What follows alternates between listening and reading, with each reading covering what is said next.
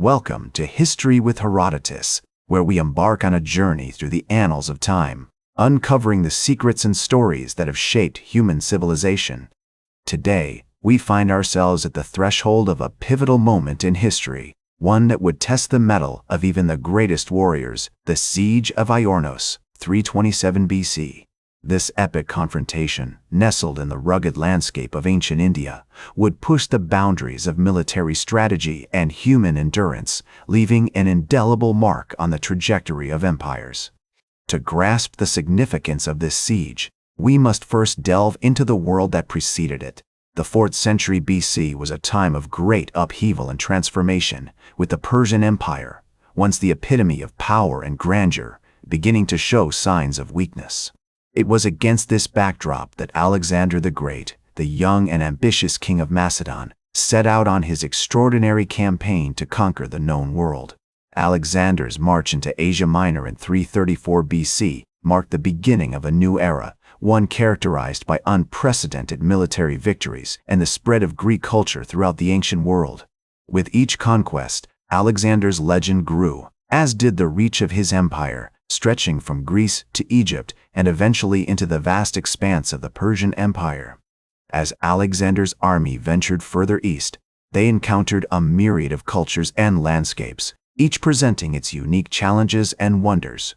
The journey was not merely one of conquest, but also of discovery, with Alexander and his companions encountering exotic flora and fauna, marveling at the majesty of the Indus River, and engaging with the diverse populations that inhabited these regions.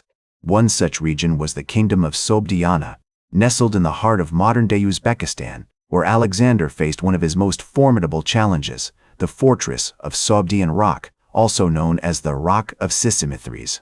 This seemingly impregnable stronghold, perched atop a sheer cliff face, was defended by a determined garrison and presented a daunting obstacle to Alexander's advancing army.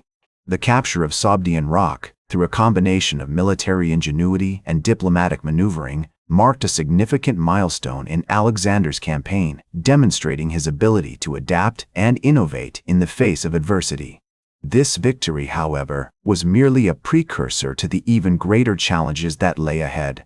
As Alexander's army began its march into ancient India, a land of mystery and legend.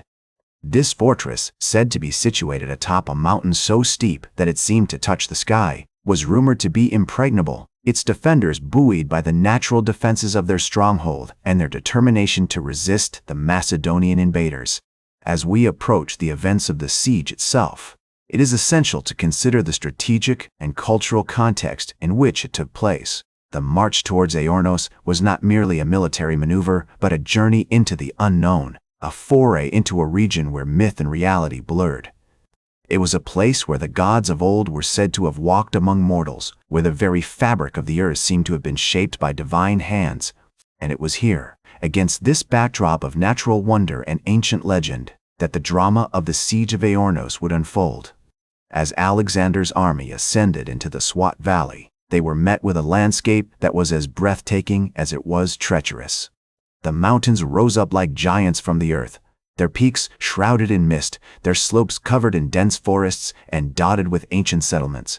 It was a world both familiar and alien, where the Macedonians would have to rely on all their skill and cunning to navigate the complex web of alliances and rivalries that defined the political landscape of ancient India. As Alexander's army ventured deeper into the Swat Valley, they encountered a labyrinthine network of paths and trails that crisscrossed the mountainside, each leading to a multitude of smaller settlements and fortifications. The Macedonians soon discovered that the fortress of Aornos was not a single, monolithic stronghold, but rather a complex system of interconnected defenses stretching across several miles of rugged terrain. This realization necessitated a fundamental shift in their strategy, as they could no longer rely on a single, decisive assault to capture the fortress. Instead, Alexander's generals opted for a more nuanced approach, dividing their forces into smaller, more agile units that could navigate the treacherous mountain paths and launch targeted attacks against specific segments of the enemy's defenses. This tactic allowed the Macedonians to exploit the weaknesses in the Indian lines, gradually whittling down the defenders' numbers and undermining their morale. One such unit, led by the fearless Ptolemy, son of Lagus, managed to secure a crucial foothold on a nearby ridge from which they could launch arrows and other projectiles into the heart of the enemy's position. The Indians, however, refused to yield, drawing upon a deep well of determination and cunning to counter each Macedonian thrust. They employed a range of innovative tactics, including the use of massive boulders rolled down the mountain slopes to crush the enemy below, and cleverly constructed traps designed to ensnare and disorient the attackers. As the siege wore on, the fighting grew increasingly intense, with both sides suffering heavy losses in a series of brutal, close-quarters engagements. On one occasion, a group of Macedonian soldiers attempting to scale the fortress walls under cover of night found themselves confronted by a hail of burning torches and oil hurled down upon them by the defenders. The ensuing chaos was vividly described by the ancient historian Arrian, who wrote that the flames engulfed the Macedonians, casting a flickering glow over the darkened landscape as if the very mountains themselves were ablaze. This desperate Pyrrhic defense ultimately proved unsuccessful, as the Macedonians managed to regroup and launch a fresh assault, but it served as a testament to the unyielding spirit of the Indian defenders. As the days turned into weeks, the Siege of Aornos became a war of attrition, with both sides dug in for the long haul. Alexander's army continued to probe the enemy's defenses, searching for weaknesses and vulnerabilities to exploit, while the Indians remained resolute, buoyed by their knowledge of the terrain and their determination to protect their homeland. The outcome of this epic struggle was far from certain. As the two armies clashed in a maelstrom of steel and fire, their fate hanging precariously in the balance. In the midst of this chaos, Alexander himself played a crucial role, riding from one sector of the battlefield to another, exhorting his troops and directing their efforts with his characteristic energy and tactical genius. According to legend, he at one point turned to his companion, Hephaestion, and declared, "I would rather live a short life of glory than a long one of obscurity," encapsulating the unyielding ambition that drove him to conquer this unforgiving land. As the siege raged on, the Macedonians began to gain the upper hand, slowly but inexorably pushing the Indians back and consolidating their grip on the surrounding terrain. The defenders, however, continued to resist, launching sporadic counterattacks and employing every trick in the book to harass and demoralize their opponents. One such incident involved a daring raid by a group of Indian warriors who infiltrated the Macedonian camp under cover of darkness, seeking to assassinate Alexander himself. Although the plot was ultimately foiled, it served as a stark reminder of the dangers that lurked in this unforgiving environment, where the enemy was always waiting, patiently and unseen, to strike. As the siege raged on, the Macedonians began to gain the upper hand, slowly but inexorably pushing the Indians back and consolidating their grip on the surrounding terrain. The defenders, however, continued to resist, launching sporadic counterattacks and employing every trick in the book to harass and demoralize their opponents.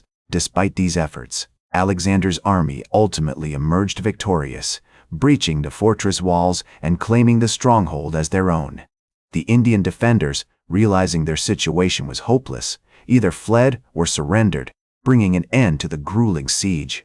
In the aftermath of the battle, Alexander's army regrouped and tended to their wounded, while the king himself set about consolidating his control over the newly conquered territory.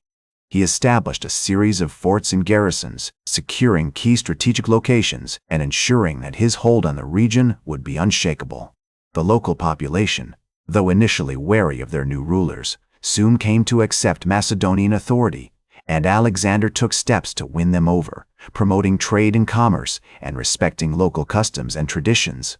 As news of the siege's outcome spread, it sent shockwaves throughout the ancient world, cementing Alexander's reputation as a brilliant and fearless commander. The Siege of Aornos, as it came to be known, would go down in history as one of the most epic and hard-fought battles of the ancient era, a testament to the unyielding determination and martial prowess of both the Macedonians and their Indian foes. As the historian Plutarch would later write, Alexander's conquests were not merely the result of good fortune, but of his own courage and perseverance, which enabled him to overcome difficulties that would have daunted any other leader. The legacy of the Siege of Aornos can still be felt today, with the battle remaining an important part of historical records and continuing to fascinate scholars and enthusiasts alike.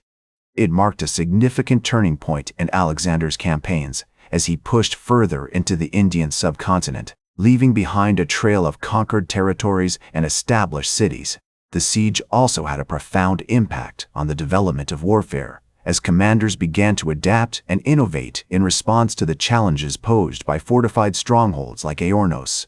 In the centuries that followed, the site of the siege would be forgotten, lost to the sands of time, but its memory lived on, inspiring generations of historians, military strategists, and leaders. Today, the Siege of Aornos is remembered as a testament to the power of human ingenuity and determination. A reminder that even in the face of overwhelming odds, courage and perseverance can ultimately lead to victory. That's all for today's History with Herodotus. Remember to like, share, and subscribe. And until next time, remember that, to understand the present, we must first understand the past.